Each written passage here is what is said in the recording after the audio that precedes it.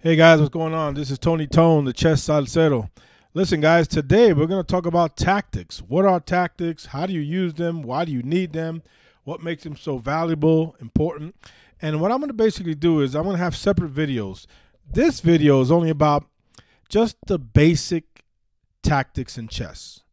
Basic tactics. And we're going to be discussing 5 main tactics. What a pin is, forks, a skewer, a double attack, and a discovered attack. All right. There are many, many more tactics than that. I mean, there's a bunch. Excuse me. But we're primarily going to only be talking about those main basic tactics that all chess players should know, especially a beginner, a novice. Okay.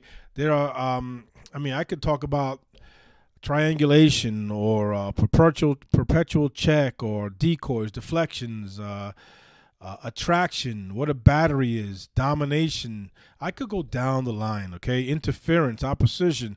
But those are more higher level, intermediate / advanced tactics. And I'm only going to describe to you the basic kind of beginners type tactics that you should learn to recognize, that you should try to find. And you're going to learn how to seek out tactical patterns and motifs. You're going to try to find tactical opportunities in every position that you're in. Excuse me. Tactics are basically like these short-term possibilities, these short-term goals and plans. Strategy is more what you plan out in the long term. Okay, so I want you guys to understand the basics of that. Strategy is long-term. Tactics are short-term gains. Tactics are really great when you play blitz and bullet chess because you don't really have a time to think and really, plan long-term strategic plans because you only have 2, 3, 5 minutes to play, 3 minutes to play. So, a lot of chess players love tactics, and it's the fireworks of chess. It really is. If you could find some sort of tactical combination, a tactical pattern or motif, oh my God. It's something beautiful to spot and to actually execute.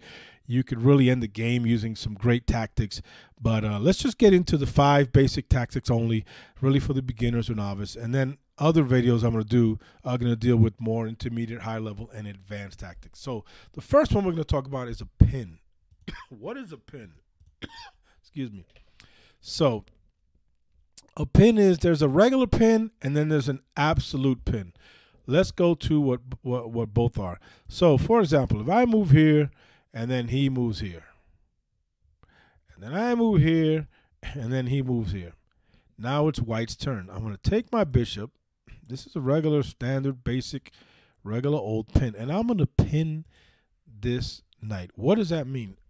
A pin means you're screwing a piece into that square and it cannot move.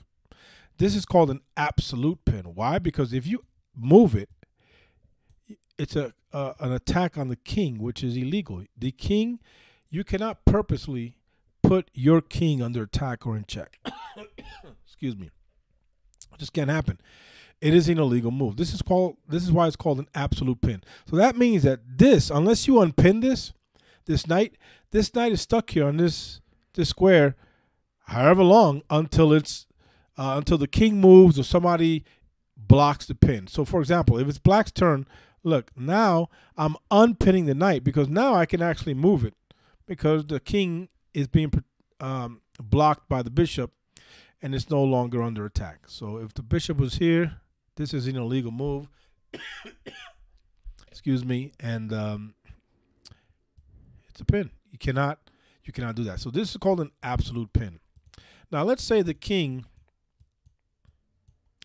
is castled over here and you have a queen here. This is a pin as well. You can actually move the knight. It's not an absolute pin. It's not illegal to move it and then the queen is under attack. It just means that if you do move it, you lose a huge valuable piece like the queen or anything else. I mean, this could be a rook right here. It's still a pin. You're pinning a piece to the square and it can move, but you know that if you move it, it's detrimental to your position.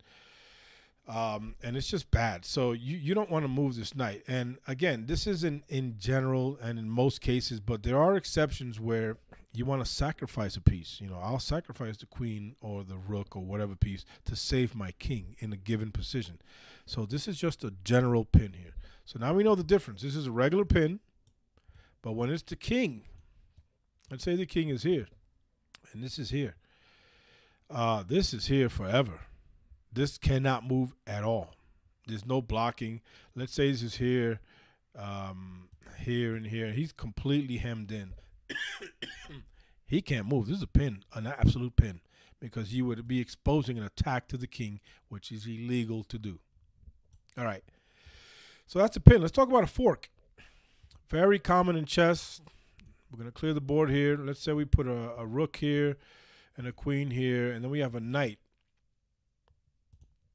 right here, and then we have a pawn right here. All right, it's white's turn to move. The knight can move here and attack the queen. It can move here, it can move here, it can move here, it can move here. But if it moves here, I'm attacking two pieces at once with one single piece. That's called a fork. This is called I am forking your rook and your queen. I mean, this could be anything. You could have a king here. Now I'm forking the king and the rook. It usually involves forking something more valuable. So the knight is worth 3 points. The rook is valuable, more valuable, because it's numerically worth 5 points, and the queen is 9. Very powerful. Let's see you do this. In most positions, there are exceptions again, I would take the rook here because it's more valuable than the bishop. But the point is that I am attacking two pieces at once with a lower value piece. So let's say this is here, right? And now it's my turn. Look, I'm attacking this big dog rook and this big dog bishop with a pawn, and I'm forking them. Excuse me. So does that make sense? A fork is a type of double attack whereby a single piece makes multiple threats at the same time with just that single piece. A double attack is where one or more pieces of your pieces make multiple threats. So a double attack is like, a double attack performed by a single piece like that knight or that pawn is known as a fork. But if it's multiple, then making multiple threats, then that is the double attack. So an example would be, look at this. I have these two pieces attacking that knight.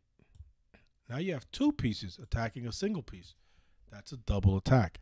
Versus a single piece, this pawn attacking two pieces. They're both double attacks. Just one is single and one is double. Then you have a triple attack. What is a triple attack? Let's say the queen is here.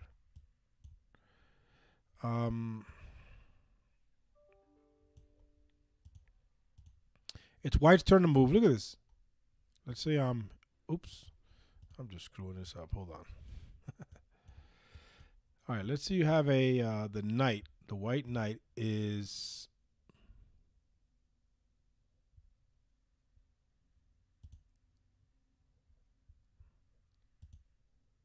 right here. Now, the queen can't take the knight because it's protected by the rook, unless you want to sack it in some given position. Again, that's rare. I'm screwing this up. Hold on, guys. All right, right here. So watch this. If the knight hops to this square, it's my turn. Boom. I'm attacking the rook, the bishop, and the queen simultaneously with one piece. This is a triple, like a fork, but triple fork attack. So that's very rare to see, but just know that is what it is. Okay. Now I'm going to show you a skewer. A skewer is where what happens is when an attacked piece must move to safety, but will expose a lower value piece or target behind it. So that, for example,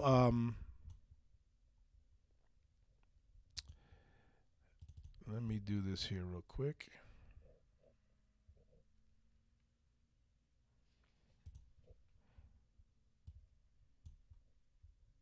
Let's put a knight right here. Let's get the bishop out, this, You have another rook right here.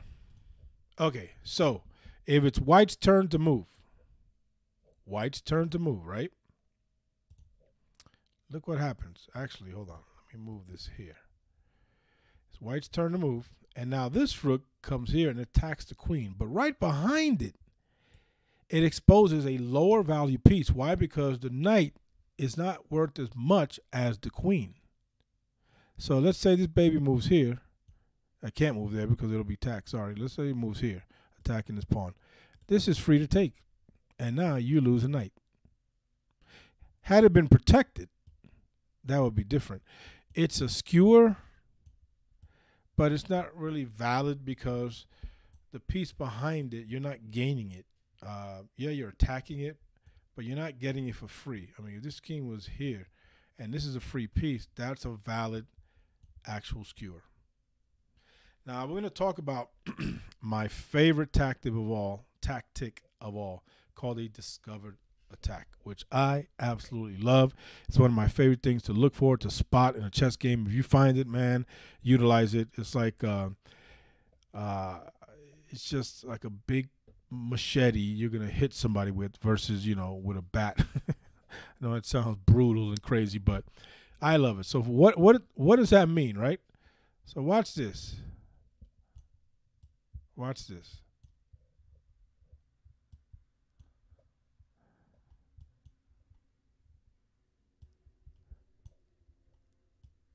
Now, it is white's turn to move. And I'm going to take this knight and move it out of the way. Why? Actually, let's take this out of here. Why am I going to do this? Because when I move this knight out of the way, let's say I move it. Actually, hold on.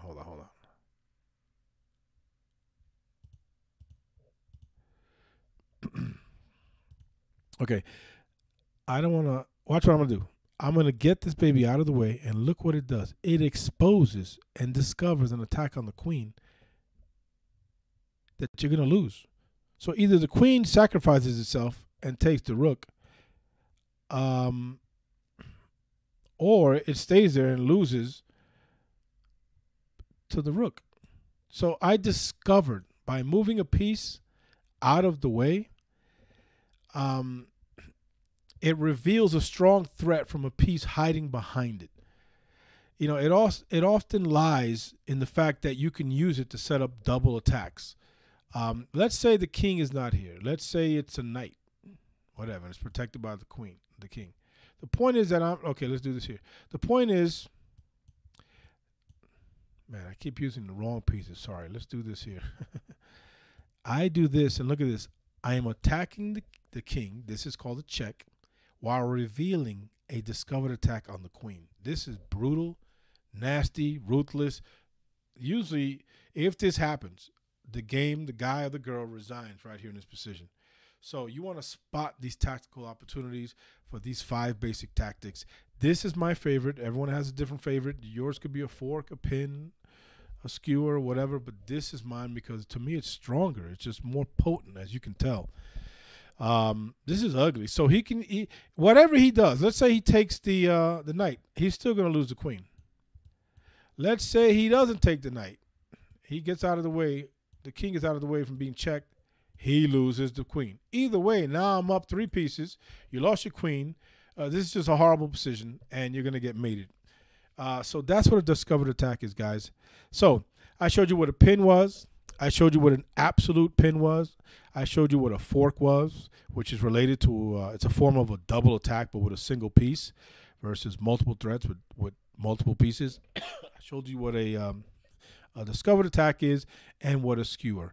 Like I mentioned earlier, there are many more different tactics, which I'm going to do different videos on because they're more advanced and intermediate level tactics. But I want you to understand that as you play the game, you should learn tactics constantly. There's a chess quote. I can't remember who said it. Maybe Tarash, Simon, I can't remember his name, an old school grandmaster who stated that a tactics, 99% of chess is tactics. Now, that's a little too high, but it is up there. I mean, to me, as a chess player, it's probably more like, I don't know, 60%, however you see it. But know this, that tactics are the fireworks of chess. It is what makes chess exciting. And to find these tactical patterns or opportunities or combinations or tactical, they're called tactical motifs, in any given position, you want to commonly look for and recognize common tactical patterns so you can execute them and gain an advantage of some kind. Because again, they're short-term plans, short-term goals and possibilities that you use to attain the longer strategical plans down the road. So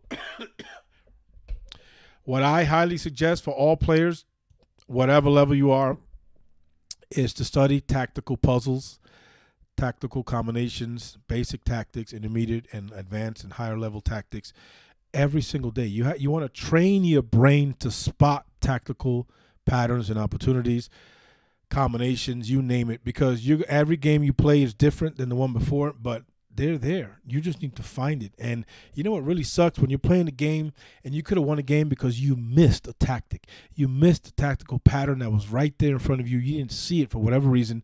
But you want to, in order to sharpen your brain on finding tactical opportunities and combinations and all that, you need to go online, buy a book, and just do tactics and practice tactics and tactical puzzles every single day of your life. So when you learn to spot them, it becomes, it just becomes second nature. Your brain just sees it versus someone else not studying it and they miss it in every single game and opportunity. So, guys, tactics are very, very important in the game of chess. They are huge. Believe to me, it's over 50% of the game of chess, and the other, 50 or whatever, or 40-something is so many other different things. But, man, if you learn, there's so many things you have to learn in this game, but learning tactics is high on the list. So you can go to chess.com, which I love, one of my favorite chess servers, probably the largest on earth, or leechess.org, O-R-G, which I love as well. They're both free. You can pay. I believe chess.com, you have to pay for it to become a premium member. They have so many different features and things you can do on it.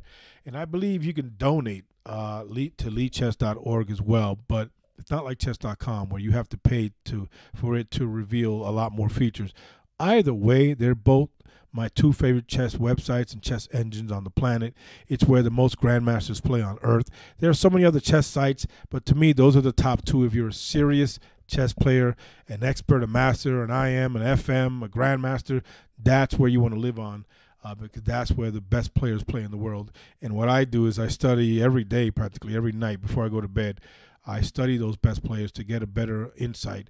You want to learn to think like a master, an expert, a grandmaster, because that will get you a deeper insight and understanding as to improve your game, improve your chess understanding and level of knowledge, which you need to grow as a chess player. You want to become development. It's all about chess development, knowledge, and practice. And the way you do this, one of the biggest ways, is to study chess tactics constantly. I don't mean once a week. I don't mean once a month, a year, every now and then. No, every single day. It's like a knife. You got to keep sharpening it over and over and over. So you will spot tactics, whether you're playing a 1 minute, 2 minute bullet game, or a 3-5 minute blitz game, or a rapid game at 20 minutes, or just a slow classical chess game, or a friendly game at home, whatever. You will see things that are invisible to others and visible to you. Think of it as an X-Men ability. You do this, and believe me, these tactical patterns will just pop up to you and not others if they don't do what you're doing. So hope you enjoyed, guys. Thank you for watching. Please subscribe to my YouTube channel. It is chess.salcedo27. I'm also on Instagram on chess_Salcedo. And my goal is to promote chess education and knowledge and understanding about this incredible, profound game that I have a passion for. So thank you guys for watching. Tony Tone is out. Peace.